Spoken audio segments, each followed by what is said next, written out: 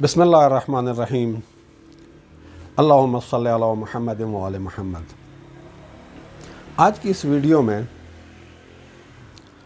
پاکستان کی سیاست اور پاکستانی سیاست کے مسائل کے حوالے سے اور ان کے حل کے حوالے سے ایک گوشے پر، ایک پہلو پر بات کریں گے جسے عام طور پر توجہ نہیں دی جاتی۔ اس وقت ہمارا ملک جس سیاسی عدم استحکام اور معاشی عدم استحکام اور امن و امان کے مسئلے اور دوسرے بہت سارے مسائل میں گھرا ہوا ہے، وہ سب کے سامنے ہیں، ان کو ڈسکس کرنے کی ضرورت ہی نہیں ہے۔ سیلاب کا معاملہ الگ، وہ ایک قدرتی آفت اور ساتھ ایک مس مینجمنٹ، وہ اپنی جگہ پر، لیکن یہ جو بحران ہمارے بنے ہوئے ہیں سیاسی عدم استحکام کا اور معاشی عدم استحکام کا اور امن و امان کا، اور یہ بہت ساری چیزیں جو 75 سال سے بڑھتے ہی چلے جا رہے ہیں اور کم نہیں ہو رہا ہے، اور اگر یہی مائنڈ سیٹ رہا، یہی صورتحال رہی تو یہ مسائل مزید بڑھیں گے، کم نہیں ہوں گے۔ لیکن جو مائنڈ سیٹ مسائل پیدا کرتا ہے نا، وہ مائنڈ سیٹ کبھی مسائل کو حل نہیں کرتا۔ اگر آپ کے مسائل بڑھتے چلے جا رہے ہیں تو اس کا مطلب ہے کہ آپ کا مائنڈ سیٹ مسائل کریٹ کر رہا ہے۔ تو ہمیں اپنی سوچ کو تبدیل کرنے کی ضرورت ہے۔ تو سوچ کو تبدیل کرنے کے لیے ضروری ہے کہ ہم اپنے مسائل کو ٹھیک طرح سے دیکھنے کی ایک سوچ اپنے اندر پیدا کریں۔ بہت سارے مسائل ہیں اور ان مسائل کا نتیجہ ہے موجودہ بحرانات، جو موجودہ سیاسی عدم استحکام ہے، معاشی عدم استحکام ہے اور دوسرے مسائل ہیں، مہنگائی ہے وغیرہ وغیرہ۔ یہ مسائل ہیں لیکن در حقیقت یہ کچھ اور مسائل کے نتائج ہیں۔ ہمیں ان مسائل کے اوپر کام کرنا ہے۔ وہ بھی بہت سارے مسائل ہیں، لیکن ایک امپورٹنٹ پہلو کی نشاندہی کرتا ہوں اور پھر اس کا رائے حل سجیسٹ کروں گا۔ مسئلہ ہمارے ہاں یہ ہے کہ ہم بات کرتے ہیں جمہوریت کی، لیکن جب عملی طور پہ آتے ہیں تو جمہوری رویہ کسی کا بھی نہیں ہے۔ نہ جمہوریت کی باتیں کرنے والے سیاستدانوں کے اندر جمہوری رویہ پایا جاتا ہے، نہ سیاسی پارٹیوں کے جو سپورٹرز ہیں ان کے اندر بھی جمہوری رویہ نہیں پایا جاتا۔ جمہوری رویہ کیا ہے؟ کہ آپ ذہنی طور پر اس بات کو تسلیم کریں، اس بات پر ایمان رکھیں، اس بات پر یقین رکھیں کہ عوام کی اکثریت جس کو مینڈیٹ دے دے حکومت وہ کرے۔ ووٹ کو عزت دو کا مطلب بھی یہی ہے کہ عوام کی اکثریت نے جس کو ووٹ دے دیا، جس کو مینڈیٹ دیا ہے، اب آپ نے ووٹ کو عزت دینی ہے اور اس کو حکومت کرنے کا حق دینا ہے۔ اور اپوزیشن میں بیٹھنا ہے تو آپ نے تعمیری اپوزیشن کرنی ہے۔ سٹنگ گورنمنٹ کی لیگ پولنگ کر کے ہر قیمت پر اسے حکومت سے گرانا، یہ اپوزیشن کا کردار نہیں ہے، لیکن ہمارے ہاں اپوزیشن کا انفارچونیٹلی یہی کردار ہے۔ سیاسی جماعتیں جو بھی ہیں، بڑی سیاسی جماعتیں، ان کی قیادت کی سائیکی یہ ہے، نفسیات یہ ہے کہ ہم نے اقتدار میں ہی رہنا ہے، اپوزیشن میں بیٹھنے کی سائیکی نہیں ہے۔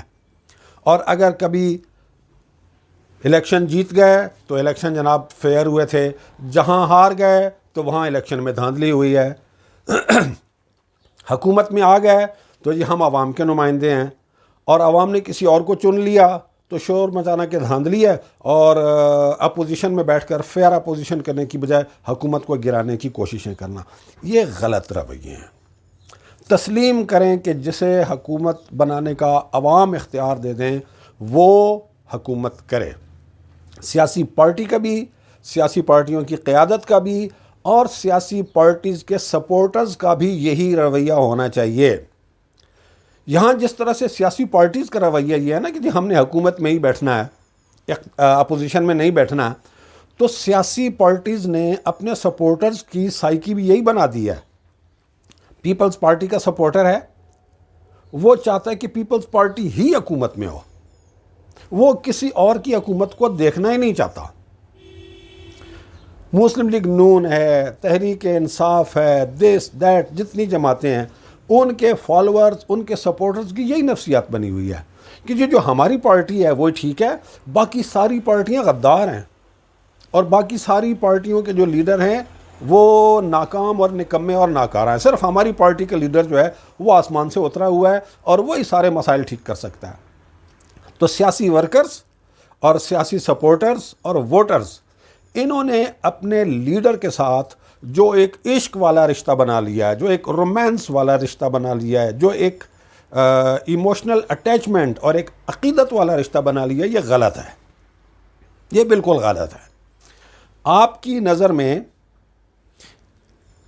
جب یہ بات آ جائے گی کہ میری پارٹی کا لیڈر تو بالکل پرفیکٹ ہے، آپ اس کی محبت میں اندھے ہو جاتے ہیں، آپ اس کے عشق میں اندھے ہو جاتے ہیں. پھر جو دوسری پارٹیاں ہیں ان ساری دوسری پارٹیوں کے بارے میں آپ کے دل میں نفرت پیدا ہو جاتی ہے، تعصب پیدا ہو جاتا ہے. وہ نفرت اور تعصب پھر ایک اور اندھا پن پیدا کر دیتا ہے.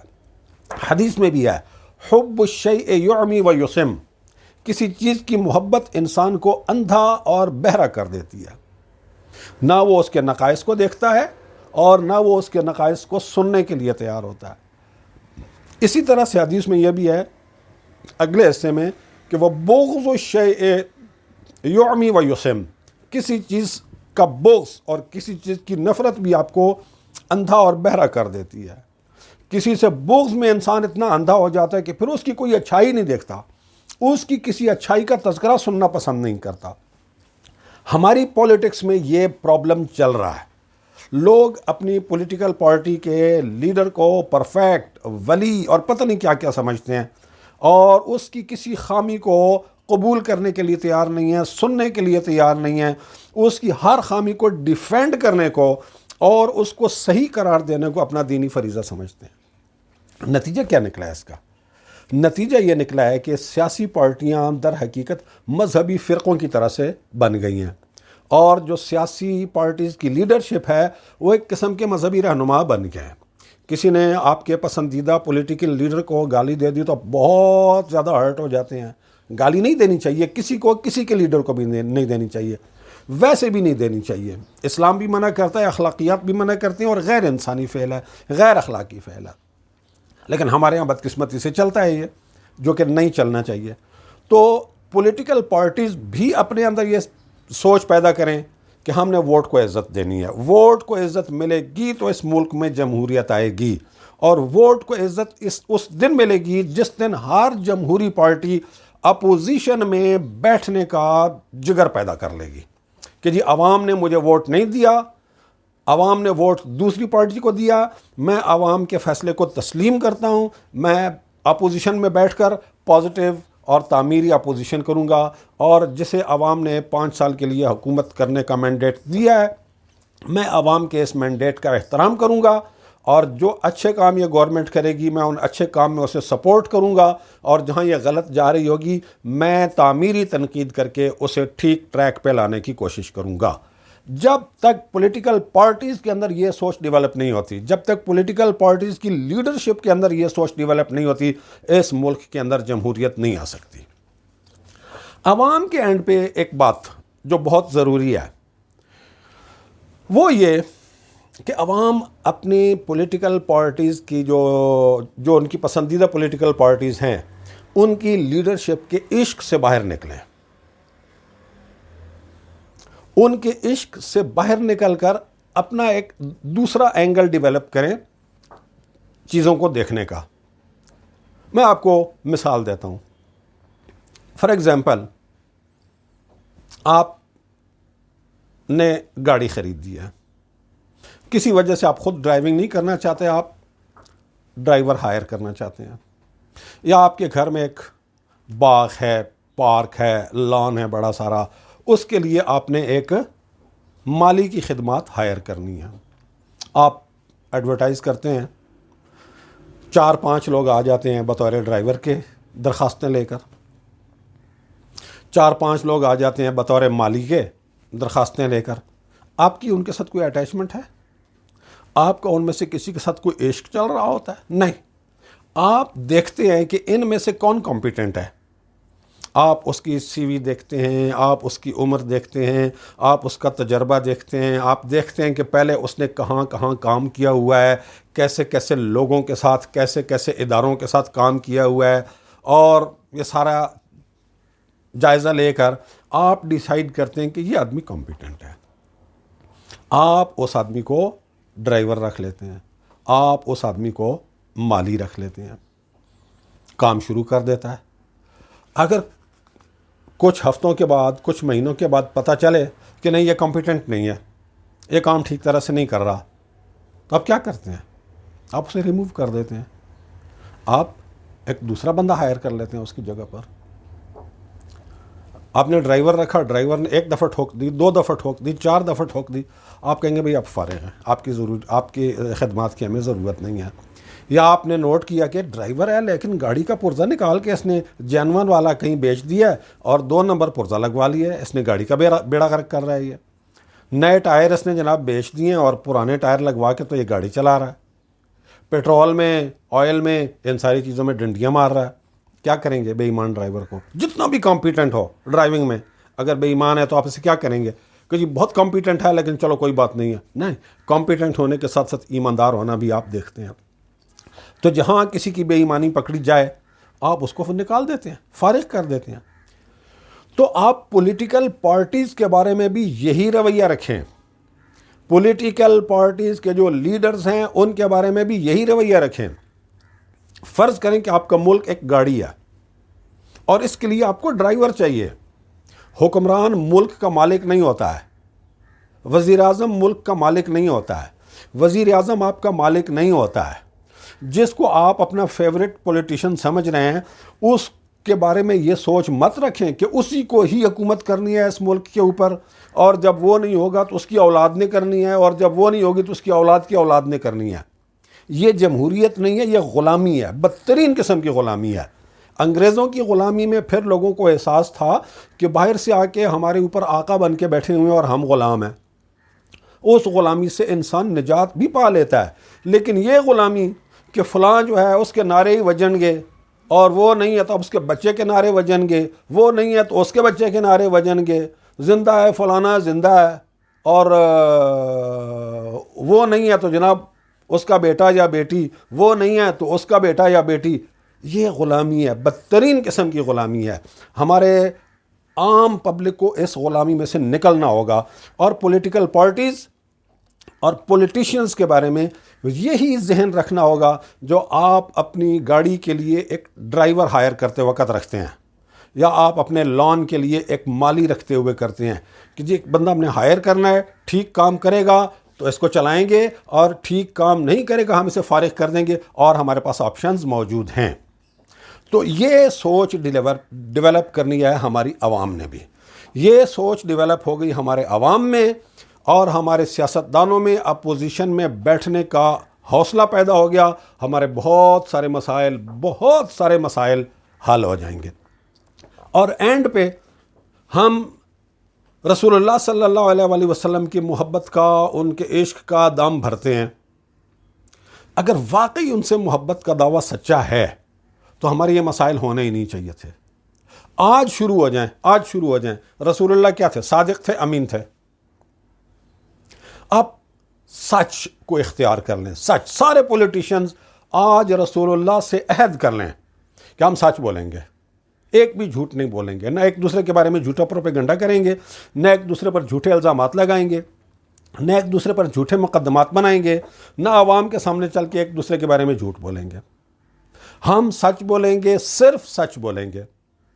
اور رسول اللہ امین تھے تو ہم بھی ایمانداری سے اپنا کام کریں گے. صرف سچ اور صرف ایمانداری، اور طے کر لیں کہ اپنے فرض سے تھوڑا سا زیادہ کریں گے. Do a little more than your duty. جو آپ کا فرض بنتا ہے اس سے تھوڑا سا زیادہ کریں. اسلام بھی یہی کہتا ہے. فرض نمازیں پڑھتے ہیں، کچھ نوافل بھی پڑھنے ہیں. فرض زکوٰۃ دیتے ہیں، کچھ نفلی زکوٰۃ بھی دے دیں. فرض روزے رکھتے ہیں ماہ مبارک رمضان میں، تو کچھ کبھی کبھار نفلی روزہ بھی رکھ لیا کریں. تو جو آپ کی ڈیوٹی بنتی ہے بطور کسی بھی چیز کے، آپ کسی بھی اس کے اوپر ہیں، کسی بھی سٹیٹس پہ ہیں، کسی بھی سیٹ پہ بیٹھے ہوئے ہیں، آپ دکاندار ہیں، آپ تاجر ہیں، آپ ڈاکٹر ہیں، آپ جج ہیں، آپ وکیل ہیں، آپ سیاستدان ہیں، آپ اپوزیشن میں ہیں، آپ حکومت میں ہیں، جو آپ کا فریضہ بنتا ہے سچائی کے ساتھ، ایمانداری کے ساتھ اسے انجام دیں، and do a little more than your duty, ہمارے یہ سارے مسائل حل ہو جائیں گے، سارے مسائل حل ہو جائیں گے۔ ہمارے مسائل اتنے بڑے مسائل نہیں ہیں، ہمارا اصل مسئلہ ہمارا رویہ ہے کہ ہم بات کرتے ہیں جمہوریت کی، لیکن رویے میں جمہوریت نہیں ہے، نہ سیاستدانوں کے رویے میں جمہوریت ہے، اور نہ ہی ان کے فالوورز اور ان کے سپورٹرز اور ان کے جو نعرے لگانے والے ہیں ان کے درمیان۔ تو عوام خاص طور پر عوام، جس دن عوام نے یہ رویہ اپنا لیا نا کہ سیاستدانوں کو اپنے گاڑی کے ڈرائیور کی طرح سے یا اپنے لان کے مالی کی طرح سے ٹریٹ کرنا ہے کہ ٹھیک کام کرے گا تو کام کرنے دیں گے، نہیں تو چینج کر دیں گے، جس دن عوام نے اپنے اندر یہ رویہ ڈیولپ کر لیا تو پھر سیاستدانوں کا احتساب بھی عوام خود کرنے لگ جائیں گے، اور جب سیاستدانوں کا احتساب عوام کرنے لگ جائیں گے تو پھر سیاستدان بندے کے پتر بن جائیں گے۔ یہ جو میں ہمیشہ کہتا ہوں کہ جب تک ہمارا سیاستدان بندے کا پتر نہیں بنتا ہمارے مسائل حل نہیں ہوں گے، اور ہمارا سیاستدان بندے کا پتر اس لیے نہیں بن رہا کہ اسے ووٹرز کا خوف کوئی نہیں ہے، ووٹر بس اس کے نعرے وجن گے اس چکر میں پڑا ہوا ہے، اسے پتہ ہے میں جو مرضی کر لوں اس نے میرے نعرے لگانے ہی لگانے ہیں۔ تو عوام احتساب کرے، اور عوام احتساب تب کر سکتی ہے جب عوام سیاسی لیڈروں کے عشق سے باہر نکلے، ان کے ساتھ رومانس سے باہر نکلے، انہیں امپلائی سمجھے، انہیں اپنے ملک کے ڈرائیور کے طور پہ لے، انہیں اپنے ملک کے مالی کے طور پہ لے۔ ملک ایک باغ ہے، یہ ایک مالی ہے، ملک ایک گاڑی ہے، یہ ایک ڈرائیور ہیں۔ ٹھیک کام کریں گے تو آپ انہیں دوبارہ موقع دیں، ٹھیک کام نہیں کریں گے تو اٹھا کے باہر پھینکیں اور اگلی دفعہ ان کو بالکل آنے نہ دیں، اور کسی کے نعرے نہ لگائیں، اس کی اولاد کے نعرے نہ لگائیں، اس کی اولاد کے نعرے نہ لگائیں، غلامی سے نکلیں اور آزاد ہو جائیں، آزاد سوچ کے ساتھ، آزاد ذہن کے ساتھ۔ یہ دیکھیں کہ جو ٹھیک کام کر رہا ہے وہ کام کرے گا، کنٹینیو کرے گا، اور اگر ٹھیک کام نہیں کر رہا تو انتخاب کرنے والے ہم ہیں، ڈیسیژن دینے والے ہم ہیں، مینڈیٹ دینے والے ہم ہیں، ہم نیکسٹ ٹائم اسے مینڈیٹ نہیں دیں گے۔ تو یہ سوچ اگر ہمارے معاشرے میں ڈیولپ ہونا شروع ہو جائے اور پھر ڈیولپ ہو جائے تو جس دن ہمارے معاشرے میں یہ سوچ ڈیولپ ہو جائے گی ہمارے یہ مسائل حل ہو جائیں گے۔ اور جب تک یہ سوچ تبدیل نہیں ہوتی ہے، مجھ سے آج لکھوا لیں کہ آج سے 100 سال کے بعد بھی آپ کے یہی مسائل ہوں گے، لیکن اس سے بہت زیادہ بدتر صورتحال میں۔ 100 سال بہت دور کی بات ہے، 10 سال بعد دیکھ لیجئے گا، اگر یہ مائنڈ سیٹ چینج نہیں ہوتا تو جہاں پہ آج ہم کھڑے ہوئے ہیں 10 سال بعد اس سے زیادہ بری حالت میں کھڑے ہوئے ہوں گے، 20 سال بعد اس سے اور بھی زیادہ بری حالت میں کھڑے ہوئے ہوں گے۔ تو وہ جو اللہ تعالیٰ فرماتا ہے کہ ان اللہ لا یغیر ما بقوم حتی یغیروا ما بانفسہم، اللہ تعالیٰ کسی قوم کی حالت کو تبدیل نہیں کرتا جب تک کہ وہ خود اپنے آپ کو تبدیل نہ کریں، اپنی سوچ کو تبدیل نہ کریں، اپنے رویے کو تبدیل نہ کریں۔ تو تبدیلی چاہتے ہیں اپنے حالات میں تو اپنی سوچ تبدیل کریں، اپنا رویہ تبدیل کریں، سیاستدانوں کے بارے میں، ملک کے بارے میں، ان ساری چیزوں کے بارے میں، اور انشاءاللہ معاملات بہتر ہو جائیں گے۔ اللہ تعالیٰ پاکستان پر رحم فرمائے اور ہم سب کی آنے والی نسلوں پر رحم فرمائے۔ والسلام علیکم ورحمۃ اللہ وبرکاتہ۔